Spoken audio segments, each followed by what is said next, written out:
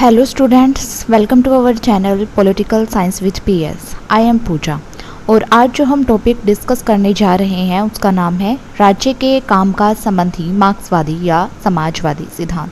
इससे पहले हमने राज्य के कामकाज संबंधी उदारवादी सिद्धांत के बारे में डिस्कस किया था और आज हम मार्क्सवादी या समाजवादी सिद्धांत के बारे में डिस्कस करेंगे। अगर आप इस वीडियो का PDF पाना चाहते हैं तो हमारे टेलीग्राम चैनल को ज्वाइन करें। टेलीग्राम का लिंक वीडियो के डिस्क्रिप्शन बॉक्स में दिया गया है। तो चलिए स्टार्ट करते हैं आज का टॉपिक। सबसे पहले हम जानते हैं कि समाजवादी राज्य क्या है। मार्क्सवाद का अंतिम लक्ष्य एक वैचारिक समाज की स्थापना करना है, लेकिन इस अंतिम लक्ष्य को प्राप्त करने के लिए समाज से राज्य की बुनियादी नींव को हटाना आवश्यक है। मार्क्सवादी सिद्धांत के अनुसार राज्य का मूल आधार समाज में वर्गों का अस्तित्व है। समाज को निष्क्रिय बनाने के लिए वर्गों के अस्तित्व को समाप्त करना होगा। इसके अंत तक कार्ल मार्क्स ने पूंजीवादी व्यवस्था को उखाड़ फेंकने और श्रम तानाशाही स्थापित करने के लिए श्रम को चुनौती दी। इस कार्य के लिए कार्ल मार्क्स ने मजदूरों को एकजुट होने और पूंजीवादी व्यवस्था के खिलाफ क्रांति करने के लिए प्रेरित किया। ऐसी क्रांति से जो अंतरिम मंच स्थापित होगा उसे श्रमिकों या समाजवादी राज्य की तानाशाही कहा जाता है। तो मार्क्स का कहना है कि समाज जो है वो दो भागों में बटा हुआ है, श्रमिक वर्ग और पूंजीवादी वर्ग। तो इसको वर्ग संघर्ष को समाप्त करने के लिए मार्क्स ने मजदूरों को एक उपाय सुझाया है कि वे एकजुट होकर क्रांति करें और क्रांति से जो समाज या राज्य की स्थापना होगी वो राज्य समाजवादी राज्य कहलाएगा। ऐसे समाजवादी राज्य में उत्पादन के साधनों का निजी स्वामित्व नहीं होगा। इस राज्य में उत्पादन के साधन सामाजिक स्वामित्व के अंतर्गत होंगे, यानी सभी के होंगे। उत्पादन का उद्देश्य लाभ नहीं बल्कि समग्र रूप से समाज का कल्याण है। ऐसे राज्य में मजदूरी की एक तानाशाही होगी और इस तानाशाही का उद्देश्य ऐसी परिस्थितियों का विकास करना होगा जो स्वचालित रूप से राज्य के पतन का कारण बनेगी। मजदूरों की एक तानाशाही से ऐसी परिस्थितियां उत्पन्न हो जाएंगी जिससे राज्य का अपने आप ही अंत हो जाएगा। अब हम देखते हैं कि समाजवादी राज्य के काम क्या हैं।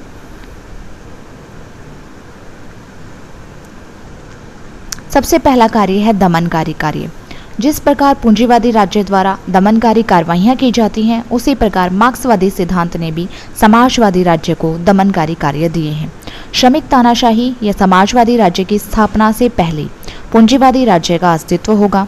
श्रमिक क्रांति के माध्यम से इस तरह के राज्य के अस्तित्व को समाप्त करने का प्रयास किया जाएगा और इस क्रांति के परिणाम स्वरूप राजनीतिक शक्ति श्रमिकों के हाथों में आ जाएगी, लेकिन पूंजीवादी व्यवस्था पूरी तरह से नष्ट नहीं होगी। इसके कुछ भाग जीवित रह सकते हैं और पराजित पूंजीपतियों के लिए एकजुट होकर प्रतिक्रांति करना भी संभव हो सकता है।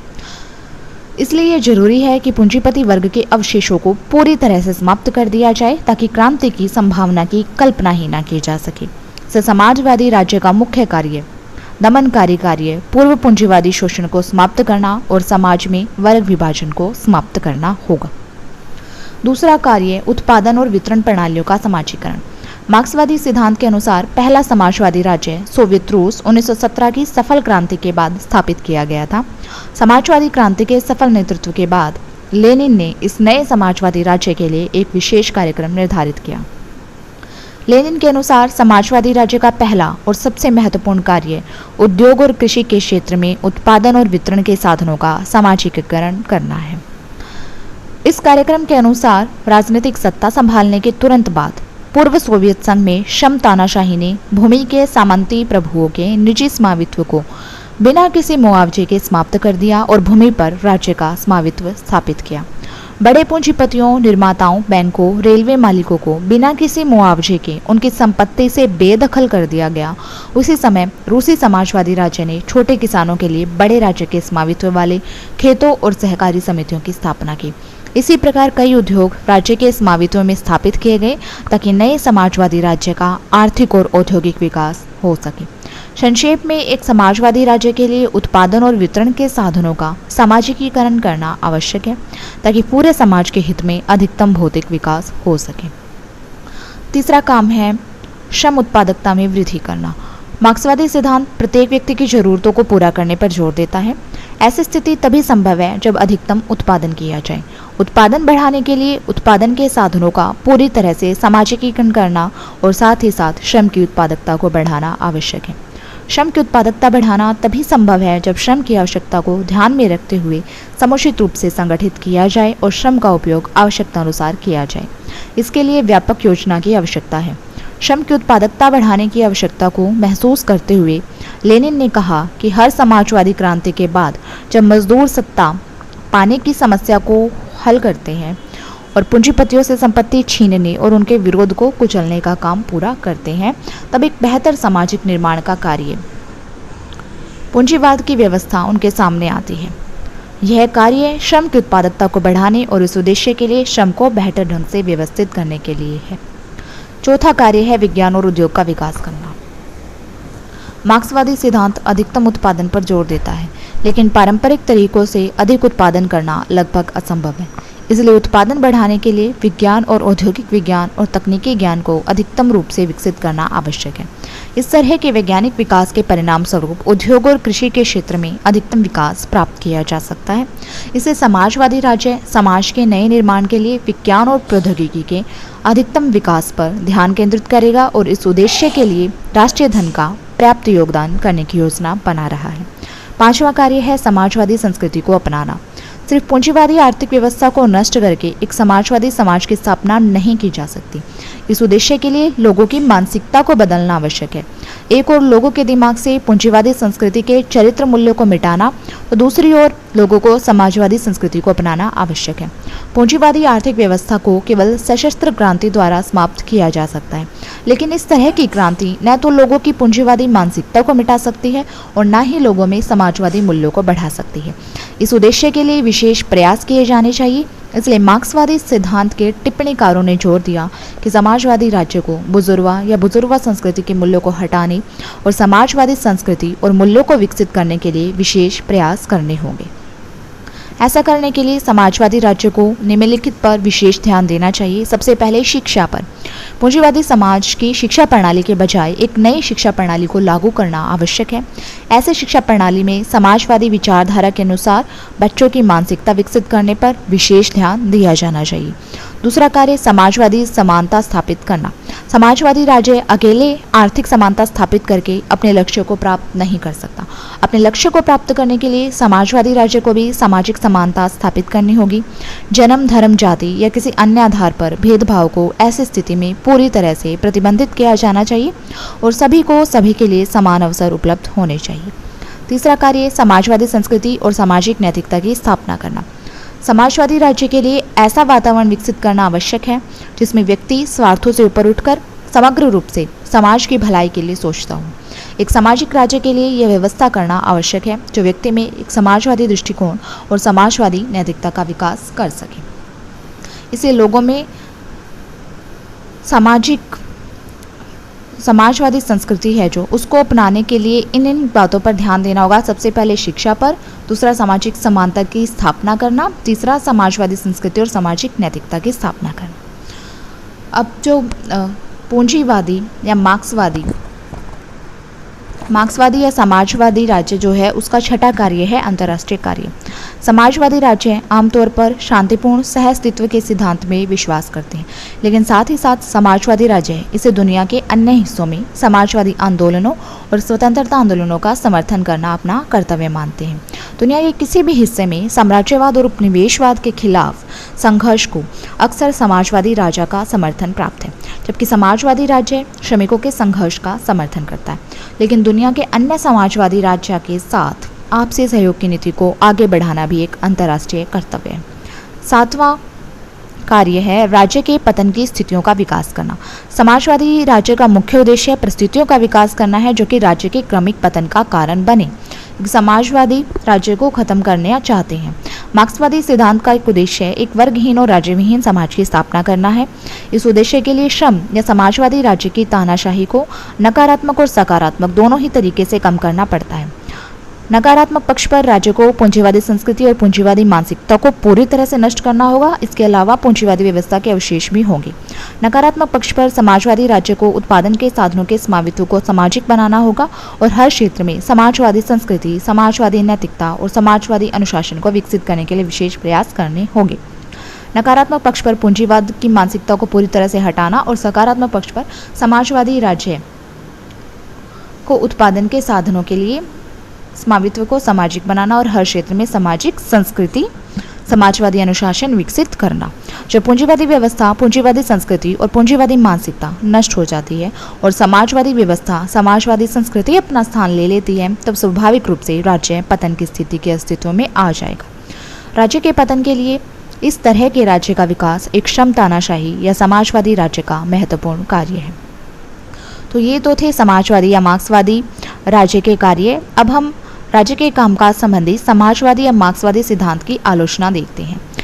सबसे पहली आलोचना है, राज्य की मार्क्सवादी अवधारणा सही नहीं है। राज्य के कामकाज का जो मार्क्सवादी सिद्धांत है, दो मुख्य सिद्धांतों पर आधारित है। पहला तो राज्य संपूर्ण समाज का नहीं है, बल्कि आर्थिक पक्ष से मजबूत वर्ग का है। दूसरा, राज्य कमजोर वर्ग का शोषण करने में शासक वर्ग का एक राजनीतिक उपकरण है।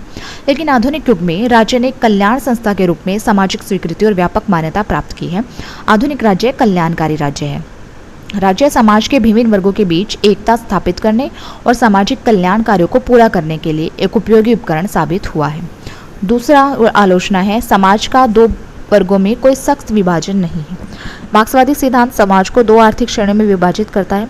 किसी भी समाज का वर्ग विभाजन इतना सरल नहीं होता। आर्थिक रूप से जहाँ एक उच्च वर्ग और निम्न वर्ग है, वहाँ एक और वर्ग भी है जिसे मध्यम वर्ग कहा जाता है। बदलती परिस्थितियों के साथ इन श्रेणियों का रूप भी बदलता है और ये श्रेणियां नए रूप भी लेती हैं। पूंजीवादी समाज के लिए धनी और निर्धन को दो श्रेणियों में बांटना व्यवहारिक रूप से असंभव है।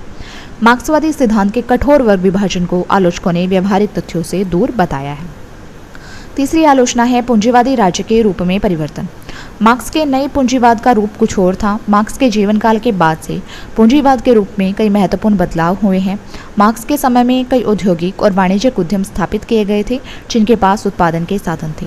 पूंजीवाद के विकास से मजदूरों के जीवन स्तर में एक नाटकीय सुधार हुआ है, बजाय एक दैनिक गिरावट के। इससे हमारा तात्पर्य है कि पूंजीवादी राज्य का वह रूप जिसमें कार्ल मार्क्स ने पूंजीवाद की कार्यप्रणाली का विश्लेषण किया है, काफ़ी बदल चुका है। इस बदलती प्रकृति के कारण पूंजीवादी राज्य के कामकाज का मार्क्सवादी विश्लेषण गलत साबित हो रहा है। चौथी आलोचना है कि कई कारक संरचना को प्रभावित करते हैं। मार्क्सवादी सिद्धांत उत्पादन के साधनों के उत्पादन और स्वामित्व के तरीके को राज्य के विश्लेषण का मूल आधार मानता है। मार्क्सवादी सिद्धांत आर्थिक तथ्य को आधार मानता है, जिसके आधार पर धर्म, राजनीति, नैतिकता आदि की संरचना कुछ हद तक और किसी न किसी रूप में प्रभावित होती है। लेकिन इस तथ्य को स्वीकार करना असंभव है कि ये सभी संरचनाएं केवल सिद्धांत का आर्थिक आधार को प्रभावित करने वाली संरचनाएं सही थी। फिर सभी पूंजीवादी राजा संरचनाएं या सभी समाजवादी राजा संरचनाएं समान नहीं है। पांचवी आलोचना है, कार्यकर्ताओं की तानाशाही वास्तव में समाजवादी पार्टी की तानाशाही है। मार्च 1990 और पूर्व सोवियत संघ के संविधान के बाद में संशोधन ने सोवियत संघ को अब समाजवादी राज्य नहीं बनाया, लेकिन 1917 से 1990 तक पूर्व सोवियत संघ दुनिया के अग्रणी समाजवादी देशों में से एक था। लेकिन उस समय इस देश में मजदूरी तानाशाही जैसी कोई चीज़ नहीं थी। समाजवादी पार्टी समाज और शासन के हर क्षेत्र में प्रमुख थी और वास्तव में इस पार्टी की तानाशाही थी। चीन एक और विश्व प्रसिद्ध समाजवादी देश है, लेकिन इस देश में श्रमिक तानाशाही जैसी कोई चीज नहीं है। समाजवादी पार्टी वहाँ हर क्षेत्र में प्रमुख है और संविधान ने इसकी प्रमुखता को स्वीकार किया है। चीन में वास्तव में जो मौजूद है वह सोशलिस्ट पार्टी के कुछ चुनिंदा और प्रमुख नेताओं का प्रभुत्व है। छठी आलोचना, राज्य का पतन नहीं हुआ। मार्क्सवादी सिद्धांत की भविष्यवाणी है कि श्रमिकों की तानाशाही ऐसी स्थिति पैदा करेगी जिसमें राज्य द्वारा संचालित राजनीतिक संस्था की कोई आवश्यकता नहीं है। यह भी गलत साबित हुआ है। मार्क्सवादी सिद्धांत यह मानता है कि राज्य के अस्तित्व का मूल आधार वर्ग विरोध का अस्तित्व है। यदि वर्ग का अस्तित्व समाप्त कर दिया जाता है तो राज्य के अस्तित्व की कोई आवश्यकता नहीं होगी। लेकिन मार्क्सवादी सिद्धांत यह है कि समाजवादी राज्य दमनकारी कार्यवाही करके वर्ग को समाप्त कर देगा और इस तरह राज्य धीरे धीरे खत्म हो जाएगा, ढह जाएगा। लेकिन किसी भी समाजवादी देश में राज्य का पतन नहीं हुआ है, राज्य अभी भी अस्तित्व में है। निष्कर्ष रूप में हम कह सकते हैं कि मार्क्सवादी सिद्धांत ने राज्य की मार्क्सवादी अवधारणा के आधार पर पूंजीवादी राज्य के कामकाज का विश्लेषण किया है। इसे राज्य के कामकाज के मार्क्सवादी सिद्धांत और उदारवादी सिद्धांत के बीच एक बुनियादी अंतर है। मार्क्स, एंजेल्स, लेनिन और कई अन्य विचारकों ने कहा कि पूंजीवादी राज्य की हर कार्रवाई का उद्देश्य केवल शासक वर्ग के हितों की रक्षा करना है। मार्क्सवादी सिद्धांत राज्य को एक वर्ग संगठन मानता है, इसलिए मार्क्सवादी सिद्धांत राज्य के अस्तित्व के बहुत मूल कारणों को समाप्त करने के पक्ष में है।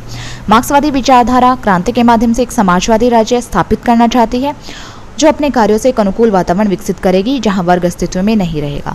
वर्ग समाप्त होने के साथ साथ राज्य भी ध्वस्त हो जाएगा, क्योंकि एक वर्गहीन समाज में राज्य वर्ग संगठन की कोई आवश्यकता नहीं होगी। मार्क्सवादी सिद्धांत का ऐसा काल्पनिक समाज एक वर्ग विहीन समाज होगा। मार्क्सवादी सिद्धांत कई तरह से त्रुटिपूर्ण है। यह भी सच है कि इस सिद्धांत की भविष्यवाणी व्यवहार में साबित नहीं हुई है, लेकिन इन सभी के बावजूद ये स्वीकार करना होगा कि मार्क्सवादी सिद्धांत के परिणाम स्वरूप समाजवादी राजा ने योजना के माध्यम से जबरदस्त आर्थिक विकास हासिल किया है। नियोजन का सिद्धांत भी पूंजीवादी राजा ने अपने आर्थिक विकास के लिए अपनाया है। कल्याणकारी राज्य सिद्धांत का जन्म मोटे तौर पर मार्क्सवादी सिद्धांत के बढ़ते प्रभाव का परिणाम था। सिर्फ पूंजीवादी आर्थिक व्यवस्था को नष्ट करके एक समाजवादी समाज की स्थापना नहीं की जा सकती। इस उद्देश्य के लिए लोगों की मानसिकता को बदलना आवश्यक है। एक ओर लोगों के दिमाग से पूंजीवादी संस्कृति के चरित्र मूल्यों को मिटाना, तो दूसरी ओर लोगों को समाजवादी संस्कृति को अपनाना आवश्यक है। पूंजीवादी आर्थिक व्यवस्था को केवल सशस्त्र क्रांति के द्वारा ही समाप्त किया जा सकता है। तो आज की क्लास में हमने राज्य के कामकाज संबंधी मार्क्सवादी या समाजवादी राज्य का विश्लेषण किया, उनके कामों के बारे में डिस्कस की और इसकी आलोचना के बारे में भी डिस्कस की। तो आज की क्लास में इतना ही। मिलते हैं नेक्स्ट क्लास में एक नए टॉपिक के साथ। Thank you.